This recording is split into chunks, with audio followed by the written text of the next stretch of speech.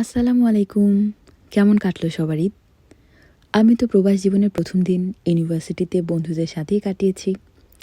প্রায় ১ মাস পর চাঁদ রাতের দিনেই ভ্যাকেশন শেষ হয়েছে, তাই ঈদের দিন সকালেই বের হয়েছি ইউনিভার্সিটির উদ্দেশ্যে।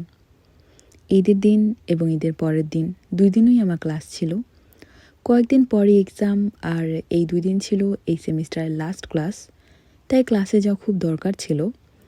সকালে একটা লেকচার শেষ করে চলে গেলাম আমাদের ইউনিভার্সিটির মেট্রো বারে। মেট্রো বারে ঈদ উপলক্ষে বিশেষ কিছু আয়োজন করা হয়েছিল।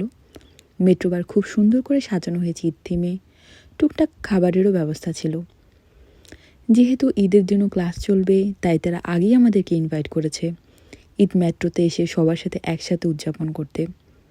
সবার ফ্রেন্ডস অ্যান্ড ফ্যামিলিও ইনভাইটেড ছিল। তো মেট্রোতে কিছুক্ষণ বসে থেকে সবাই আড্ডা দিলাম, দেন খাওয়া দাওয়া করলাম। এরপর আবার আরেকটা ক্লাস। বাসে আস্তে আস্তে প্রায় সন্ধ্যা হয়ে গিয়েছিল। এই তো এভাবে ঈদের দিন শেষ হয়ে গেল। ফ্যামিলি থেকে দূরে, দেশ থেকে দূরে, একেবারে অন্যরকম একটা ঈদের অভিজ্ঞতা হলো। আই হোপ আপনাদের সবারই তো খুব ভালোভাবে কেটেছে। আল্লাহ হাফেজ।